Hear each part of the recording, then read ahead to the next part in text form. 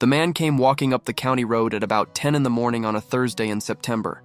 That alone was enough to make Holt Sheehan put down his coffee and walk to the window. Nobody walks the county road in Eureka County, Nevada. The nearest town, Eureka, is 31 miles south.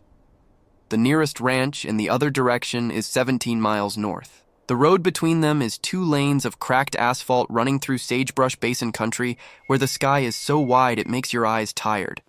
But there was a man walking it, moving north, carrying a pack that looked like it weighed about as much as he did. No hat, no vehicle behind him, no vehicle ahead of him. Just a man on a road that doesn't go anywhere you'd want to walk to. Holt watched him for about 2 minutes, then went outside. The man stopped at the cattle guard. Didn't cross it. Stood at the edge of Holt's driveway like he was waiting for permission, which told Holt 2 things immediately. 1, he wasn't from around here because nobody in Eureka County stands at a cattle guard waiting to be invited. 2, he had manners, which was unusual for a drifter and worth exactly 1 conversation. Hey, Emmett. "Help you?" Holt called from the yard. Look at this gate. The man was maybe 35. Hard to tell because the sun and the road had done work on his face that made age estimates unreliable.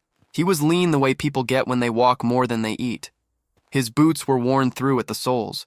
His hands were dark from sun and calloused across the palms in a way that Holt recognized. Not construction calluses, not mechanic calluses. Livestock calluses. The kind you get from pulling rope and stretching wire. "I'm looking for work," the man said.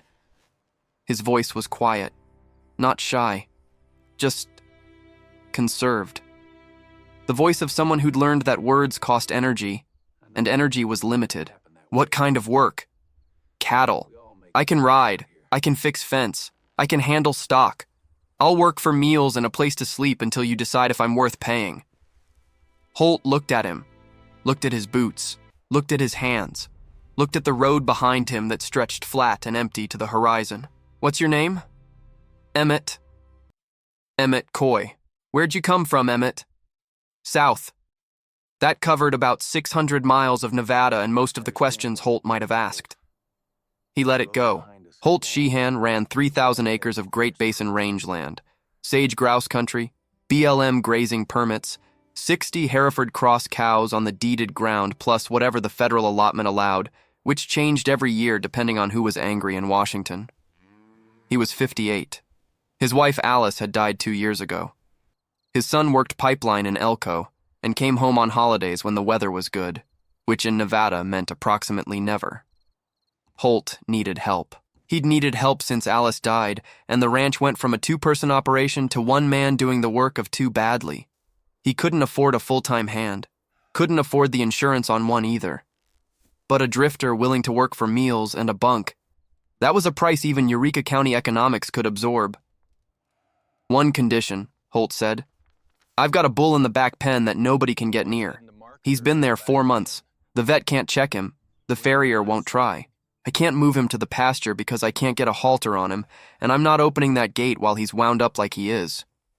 If you can figure out that bull, you can stay as long as you want." Emmett looked past Holt toward the corrals behind the barn. "What kind of bull?" "Hereford. 6 years old. 1,200 pounds. I bought him at the Fallon auction in May. Papers said he was gentle. He was gentle on the trailer, gentle in the chute. The minute I turned him into the pen, he went somewhere else. Won't let a human within 30 feet. Not charging, not bluffing, just leaving. Every time someone enters the pen, he goes to the far side and faces away. You walk toward him, he moves. You stop, he stops.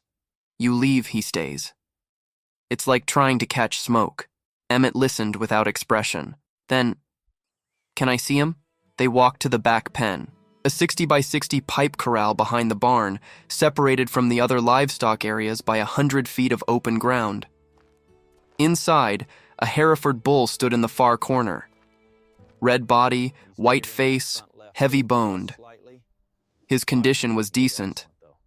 Holt had been feeding him over the fence with a tractor bucket, but his coat was dull, and his eyes had the flat look of an animal that had disconnected from its environment.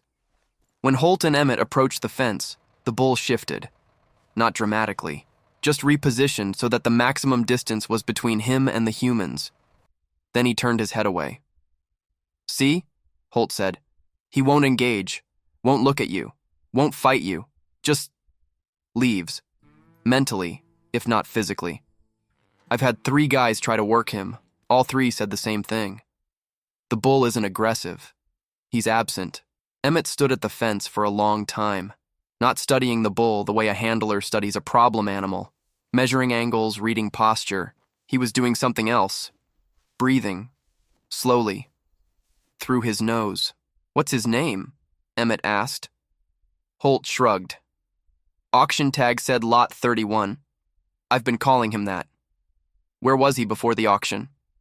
Holt pulled out the purchase papers from his truck.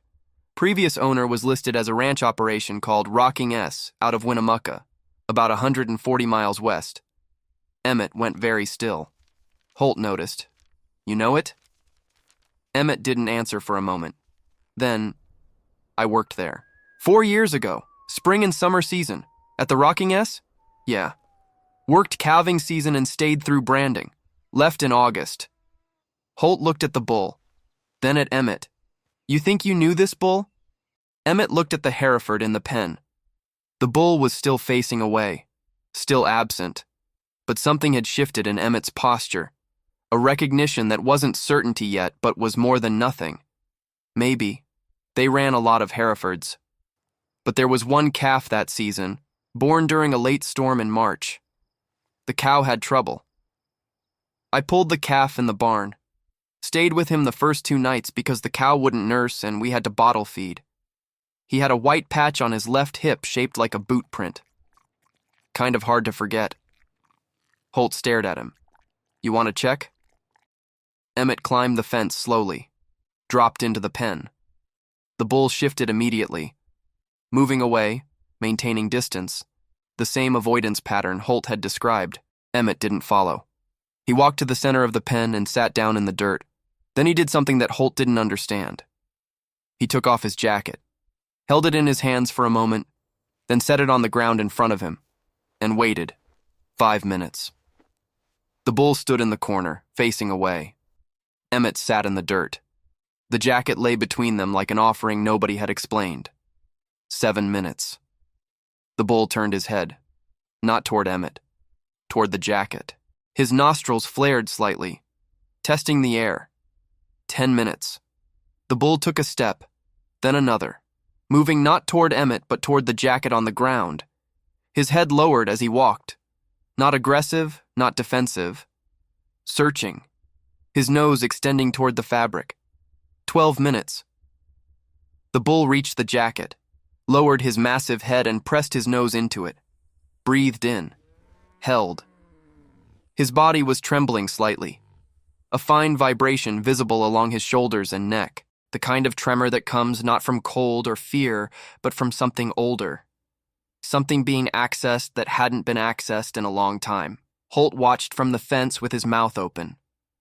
The bull sniffed the jacket for nearly 3 minutes. Then he lifted his head and looked at Emmett for the first time. Not away, not past, at direct eye contact that carried something Holt had never seen from this animal in 4 months of ownership. Recognition. Emmett held still, didn't reach out, didn't speak. Just let the bull look. The bull walked the remaining 4 feet and stood directly in front of Emmett, who was still sitting in the dirt. Lowered his head and pressed his nose against Emmett's chest. Holt's hands were shaking on the fence rail. Emmett brought one hand up slowly and rested it on the side of the bull's face. The bull didn't pull away, didn't flinch. He leaned into the touch. 1,100 pounds of animal leaning into a human hand like a dog pressing against its owner's leg. "The jacket," Holt said that evening over dinner. His voice was still unsteady 3 hours later. "Why the jacket?" Emmett ate slowly. The way people eat when they haven't had a hot meal in a while and want to remember it. Cattle have about 1,100 olfactory receptors in their noses. Humans have about 400. A bull can identify individual animals, individual humans, and individual locations by scent alone. Scent memory in cattle is long-term. Some studies say years, maybe longer. Emmett looked at his hands. The calluses, the sun damage. I worked at the rocking S for 6 months. Slept in their bunkhouse. Used their soap. Breathed their air. The dust from their corrals is in my clothes, my skin, my hair. 4 years later, it's still there. Faint. But a bull's nose doesn't need much. That bull has been in your pen for 4 months, disconnected from everything familiar. Wrong ranch, wrong ground, wrong smells. His world ended when he left the rocking S, and nothing since then has matched what his brain remembers as safe. So he checked out. Not aggressive, not afraid, just gone. Because nothing in his environment triggered anything that felt like home. And your jacket? My jacket smells like me, and I smell like the place where he was born, where someone pulled him out of his mother in a storm and bottle-fed him for 2 days. The first human scent he ever learned was mine, or close enough to mine that his brain couldn't tell the difference. Emmett paused. He didn't recognize me. He recognized where I came from. Holt sat with that for a long time. The next morning, Emmett walked into the pen without the jacket. The bull watched him approach, didn't avoid, didn't retreat to the corner. He stood and let Emmett walk up, put a halter on, and lead him out of the pen into the open corral where the sun hit the ground, and the sagebrush smell came in from the basin.